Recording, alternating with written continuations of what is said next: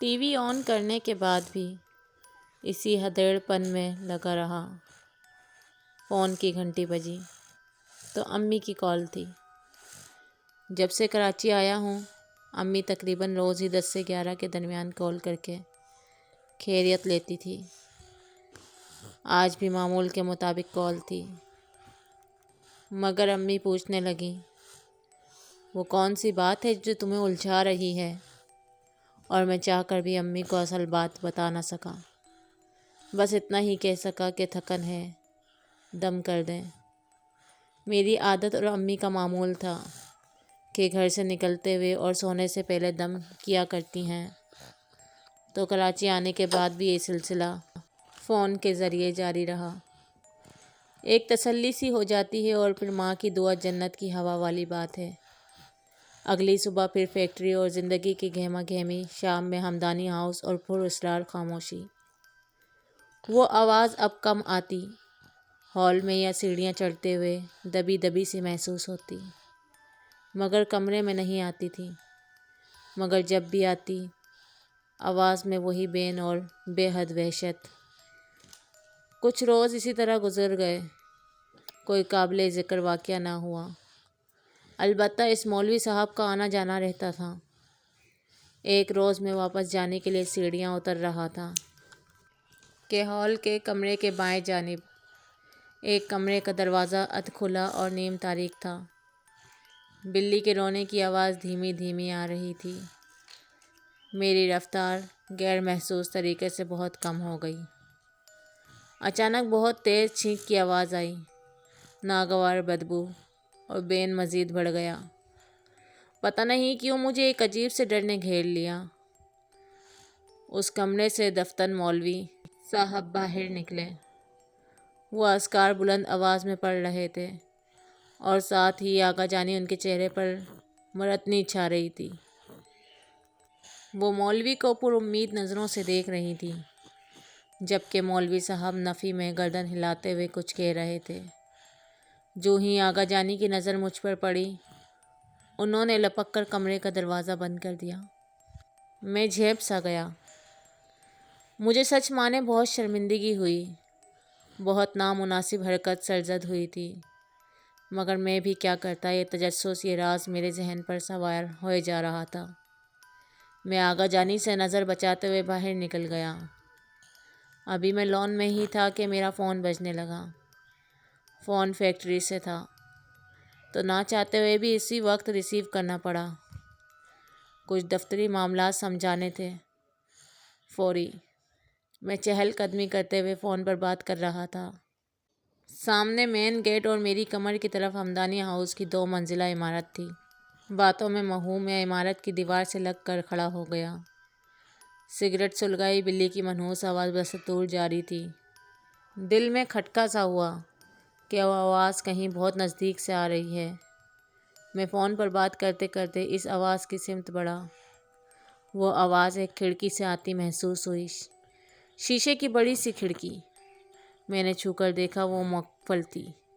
اس پر سرمئی پردے پڑے ہوئے، شاید سیاہ پردے تھے۔ چھنک کی آواز بھی آئی جیسے کوئی پائل ہو، نہیں شاید زنجیر۔ مگر بند کمرے، بند کھڑکی اور زنجیر کی آواز اتنی صاف۔ سگریٹ سے جب میرا ہاتھ جلا تو میں چونکا۔ یہ میں کیا کر رہا تھا؟ فون کب میں نے جیب میں رکھا کچھ یاد نہیں۔ پردہ ذرا سا سرکا اور میری سانسیں رک گئیں اس کمرے کا منظر دیکھ کر۔ پردے کی باریک سی جھری میں صرف زنجیر اور اس سے بندھا ایک نازک پاؤں۔ پاؤں کے ساتھ ہی ایک بڑا اسٹیل کا پیالہ رکھا ہوا تھا۔ او خدا! تو یہاں کوئی قید ہے، مگر کون؟ کمرے میں نیم تاریکی تھی۔ رونے کی آواز، اب کچھ کچھ انسانی آواز محسوس ہونے لگی تھی۔ شاید یہ پاؤں دیکھنے کے بعد نفسیاتی اثر تھا، مگر سچ یہی ہے کہ اب آواز میں کچھ زنانہ پن نمایاں تھا۔ میں شیشے سے لگا یہ منظر دیکھ رہا تھا۔ اسٹیل کے پیالے کے نزدیک کچھ حرکت محسوس ہوئی اور ایک کھلے بالوں سے چھپا چہرہ نظر آیا۔ چہرہ بہت واضح نہیں تھا، بس ایک احساس سا تھا کہ یہ کسی کا چہرہ ہے۔ وہ پیالے سے نزدیک ہوئی اور پیالہ ہونٹوں سے لگانے کے بجائے اپنی زبان پیالے میں جلدی جلدی ڈبو دی، جس سے ایسی لپ چپ کی آواز پیدا ہوئی جیسے کوئی جانور پانی پیتا ہے۔ وہ پیالے سے ہٹ گئی، انداز بالکل بلی کے جیسا تھا۔ اب منظر میں صرف زنجیر اور پاؤں تھا۔ رونے کی آواز پھر شروع تھی۔ میری سمجھ میں اب بھی کچھ نہیں آ رہا تھا۔ یہ سب جو میں نے دیکھا یہ کیا ہے؟ فیکٹری سے دوبارہ فون آنے لگا اور میں لمبے لمبے قدموں سے لان پار کر کے مین گیٹ عبور کر گیا۔ تمام راستہ کشمکش میں مبتلا رہا۔ 100 طرح کے خیالات، اور وہ منظر تو جیسے میری پتلیوں سے چپک کر رہ گیا تھا۔ وہ پاؤں اور وہ پیالہ۔ گھر پہنچ کر فریش ہوا، عشاء ادا کی، امی کی کال آئی تو ان سے کہا پہلے دم کر دیں۔ میں اپنے اندر ایک بے چینی اور خوف محسوس کر رہا تھا۔ وہ کھڑکی بند تھی، مگر اس کی زبان دودھ کے پیالے میں ڈوبنے سے لپ چپ کی جو آواز پیدا ہوئی وہ اب تک میرے کانوں میں گونج رہی تھی۔ میں خود کو نارمل رکھنے کی کوشش کرتا رہا مگر ناکام۔ سخت بے دلی اور خوف۔ میں نے ٹی وی آن کر لیا۔ نیشنل جیوگرافک چینل سے کوئی ڈاکومنٹری آ رہی تھی، ہائیناس کے بارے میں۔ میں دلچسپی سے دیکھ رہا تھا کہ اچانک میرے پیچھے کچھ گرنے کی آواز ہوئی۔ میں نے مڑ کر دیکھا تو ٹائم پیس فرش پر گرا تھا اور ایک کالی بلی اس کے گرد منڈلا رہی تھی۔ اف میرے خدا! میں صوفے سے تقریباً اچھل کر کھڑا ہو گیا۔ میں سوچ رہا تھا یہ آئی کہاں سے اور اب اسے بھگاؤں کیسے؟ اتنے میں بیڈ روم سے ایک بھوری بلی آتی ہوئی نظر آئی۔ ایک سفید بلی میرے پیروں کے درمیان سے گزری۔ اب میں پوری طرح خوفزدہ ہو کر صوفے پر چڑھ چکا تھا اور میرے اطراف طرح طرح کی بلیاں اچھل کود رہی تھیں، گرا رہی تھیں۔ مجھے کچھ سمجھ نہیں آ رہا تھا۔ دیکھتے ہی دیکھتے پورا کمرہ بلیوں سے بھر گیا۔ میں بری طرح چیخ رہا تھا، ان کی تعداد مستقبل بڑھتی جا رہی تھی۔ میں نے امی کو پکارا، اس کے ساتھ ہی میرے دل میں آیت الکرسی کا خیال آیا۔ میں نے بلند آواز میں آیت الکرسی کا ورد کرنا شروع کر دیا۔ وہ سب کی سب ساخت ہو کر مجھے گھورنے لگیں اور ایک کے بعد ایک جست بھر کر مجھ پر حملہ آور ہونے لگیں۔ میں اور زور سے تلاوت کرتا گیا۔ تلاوت میرے کانوں میں گونج رہی تھی اور ایک جھٹکے سے میری آنکھ کھلی۔ میں ابھی بھی آیت الکرسی کا ورد کر رہا تھا۔ میں صوفے پر بیٹھا تھا۔ میں نے ڈرتے ڈرتے پیچھے مڑ کر دیکھا، ٹائم پیس اپنی جگہ رکھا، رات کے 2 بجا رہا تھا۔ اوہ میرے خدا، یہ خواب تھا۔ ٹی وی دیکھتے ہوئے نہ جانے کب میری آنکھ لگ گئی اور شام کے اس منظر کے زیر اثر یہ خواب استغفار بہت خوفناک تھا۔ میرے دل کی دھڑکنیں بہت تیز ہونے لگیں۔ میں نے موذتین پڑھ کر دم کیا اور آیت الکرسی کا احصار باندھا، سونے کی کوشش کرنے لگا۔ رات بہت بے چین گزری اور دن کی وہی گہما گہمی، مگر طبیعت بوجھل تھی۔ چھٹی کا وقت جوں جوں نزدیک آیا، مجھے پھر وہی مناظر اور ہمدانی ہاؤس کے خیالات نے جکڑ لیا۔ میں چاہتا تھا آج وہاں نہ جاؤں، مگر بچوں کے امتحانات نزدیک تھے اور آغا جانی کوئی عذر قبول نہ کرتی۔ 4:45 میں ہمدانی ہاؤس کی جانب روانہ ہوا۔ ہمدانی ہاؤس میں سب کچھ ہوتے ہوئے وہی ویرانی چھائی تھی، روشن کمکموں کے بعد بھی مدھم روشنی۔ اس گھر میں داخل ہوتے ہی ایک ناگوار بو سے دماغ سن ہونے لگتا، مگر ایسی روم میں اس کی شدت قدرے کم محسوس ہوتی۔ میں تمام فضول باتوں کو ایک طرف کر کے بچوں کو امتحانات کی تیاری کروانے لگا اور کوشش کرتا کہ گھر میں ہونے والی کسی بات یا شخص پر زیادہ توجہ نہ دوں۔ یہ لوگ جانیں اور ان کے معاملات، مگر وہ پاؤں۔ دن یوں ہی گزرتے رہے، آغا جانی سے دعا سلام لیتا رہا، مگر اس شام کے واقعے کے بعد وہ مجھے اور میں ان سے نظر بچا رہا تھا۔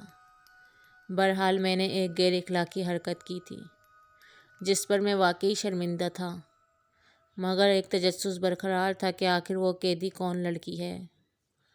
اور پھر مجھے ایک شام اپنے تمام سوالوں کے جواب مل گئے۔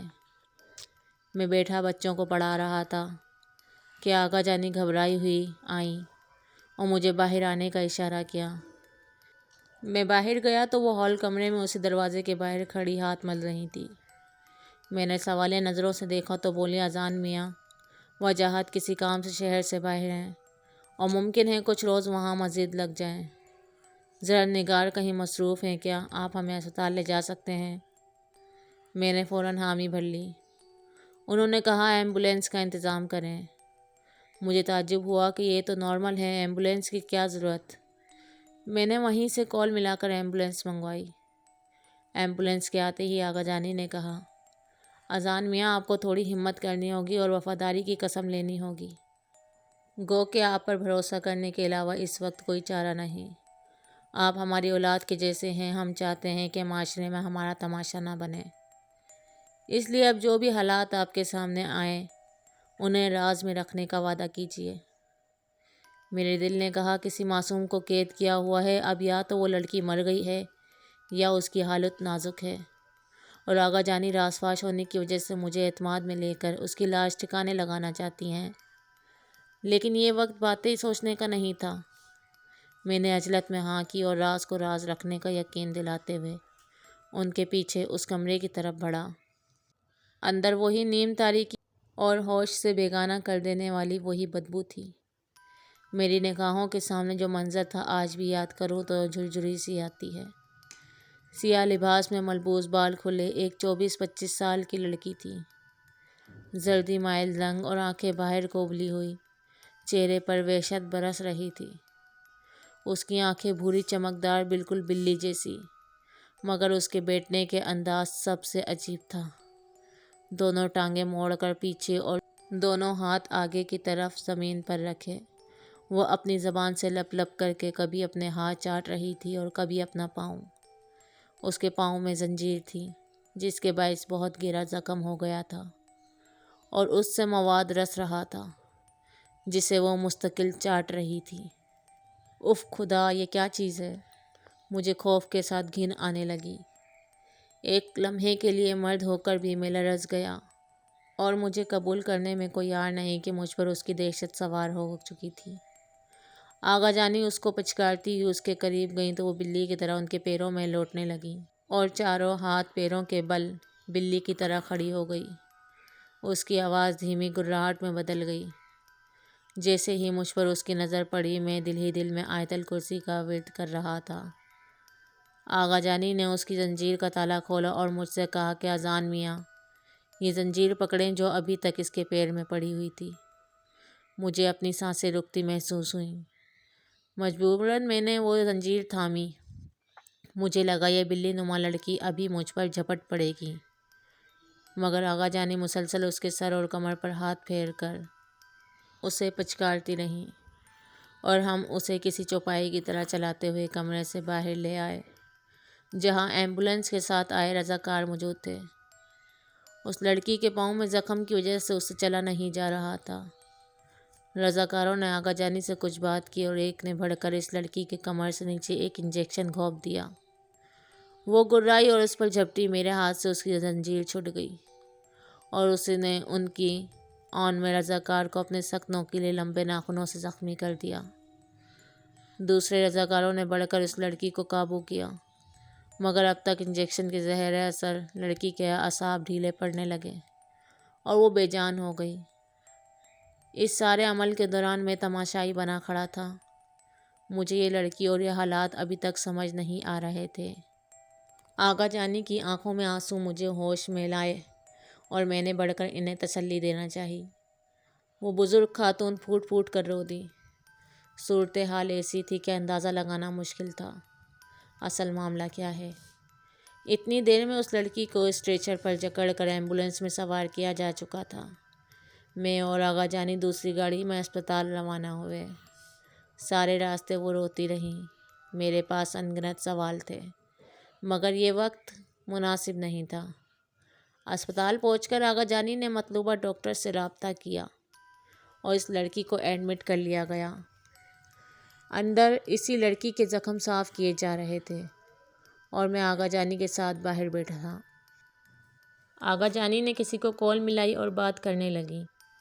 سلام دعا کے بعد کہنے لگی، زیبا کے پیر کا زخم ناسور بن رہا ہے۔ میں وہاں سے اٹھ کر فاصلے پر جا کھڑا ہوا۔ سگریٹ کی بہت طلب ہو رہی تھی۔ رات کے 9 بج رہے تھے، مگر بھوک تو گویا اڑ ہی گئی تھی۔ ہاتھوں کے طوطوں کے ساتھ۔ تو اس لڑکی کا نام زیبا ہے۔ ہو سکتا ہے یہ وجاہت ہمدانی کی پہلی بیوی ہو، جسے قید کر دیا گیا ہو اور دوسری شادی رچا لی ہو، یا ہو سکتا ہے کوئی نوکرانی ہو جس کو اذیتیں دے کر اس حال کو پہنچا دیا گیا ہو، یا پھر یہ کوئی خالہ پھوپھی زاد ہو جس کے نام یہ تمام جائیداد ہو، ہمدانی اس کے کیئر ٹیکر ہوں۔ کچھ بھی ہو سکتا ہے۔ آج کل کے بیمار معاشرے میں ایسے جرائم عام ہیں، لیکن اگر ایسا ہے تو اس مولوی کا کیا کردار ہوگا اس سارے کھیل میں؟ اور اگر یہ سب جانتے بوجھتے ہو رہا ہے تو آغا جانی کا دکھ درد کس لیے؟ سوچ سوچ کے میری کنپٹیاں دکھنے لگی تھیں۔ ایک بار پھر اس کی وحشتناک صورت میری آنکھوں میں تھی۔ صاف رنگت، چمکدار آنکھیں، سیاہ لمبے بال۔ اگر وہ نارمل ہوتی تو واقعی حسین دکھتی، مگر اس موجودہ حالت میں اس کا تصور، اس کا جھپٹنا تو دل دہلانے کو بہت تھا۔ سگریٹ ختم کر کے میں آغا جانی کی طرف پلٹا۔ کال ختم ہو چکی تھی۔ اپنی چادر سے آنکھوں کے کنارے خشک کر رہی تھی۔ میں اخلاقی اقدار بالکل ہی بھول بیٹھا تھا۔ ان سے پانی جوس وغیرہ کا پوچھا تو انکار کر گئیں۔ ایک یاست اور سوگواری ان کے چہرے پر نمایاں تھی، مگر وجہ گمشدہ۔ زیبا جس کمرے میں تھی اس کے دروازے کو گھورتی ہوئی گویا ہوئی۔ زیبا میری بیٹی ہے۔ بیٹی؟ ہاں میری بیٹی، وجاہت سے 4 سال چھوٹی۔ آپ اسی کشمکش میں ہیں کہ انہیں ایسا کیا ہوا، ان کی یہ حالت کیوں ہے، اور یہ بات ہم نے آپ سے کیوں چھپائی؟ اس پریشانی کے وقت میں آپ نے ہماری مدد کی ہے اذان میاں، آپ ہمارے محسن ہیں۔ جی آغا جانی، میں شروع ہی سے اس موم میں اس راز کی تہہ تک جانا چاہتا تھا، مگر کیونکہ یہ آپ کا نجی معاملہ ہے تو میری ہمت نہیں ہو سکی۔ کیا زیبا جی بیمار ہیں؟ کوئی دماغی نفسیاتی بیماری؟ آغا جانی کے چہرے پر تعصب پھیلا صاف دکھائی دے رہا تھا۔ میری بات یقیناً دکھ دے گئی تھی، اور اولاد کی یہ حالت ہو تو ماں پر کیا گزرے گی، اس کا اندازہ مجھے سوال کرنے کے بعد ہوا، مگر بات زبان سے پھسل چکی تھی۔ وہ گویا ہوئی، کاش اذان میاں ایسا ہی ہوتا، یہ کوئی بیماری ہوتی تو ہم دنیا کے بہترین ڈاکٹروں سے رابطہ کرتے، زیبا کو ٹھیک کرنے کی ہر ممکن کوشش کرتے، مگر اب ہم نا امید ہو چکے ہیں۔ یہ کوئی بیماری نہیں، نفسیاتی مریضوں کے گھر میں کیا ایسی ہی ناگوار بو ہوتی ہے جیسی آپ نے ہمدانی صاحب کے گھر میں محسوس کی ہے؟ آغا جانی ہر بات میرے سامنے صاف کرتی جا رہی تھی۔ ہم نہیں چاہتے تھے کہ اس آسیب کی خبر لوگوں کو ہو اور ہماری بیٹی کوئی تماشا بنے۔ وہ اور ہم پہلے ہی بہت ذلت سے دوچار ہو چکے ہیں۔ کیسی ذلت آغا جانی؟ اور یہ آسیب؟ وہ سب کچھ بتانے پر آمادہ تھی، مگر میری بے چین فطرت سوال پہ سوال اٹھائے جا رہی تھی۔ ڈاکٹر نے آ کر بتایا زیبا کے پاؤں کی بینڈیج کر دی گئی ہے، مگر زخم سڑنے کی وجہ سے زیبا کو تیز بخار بھی ہے اور معدے میں انفیکشن بھی۔ ہمیں رات اسپتال میں رکنا تھا۔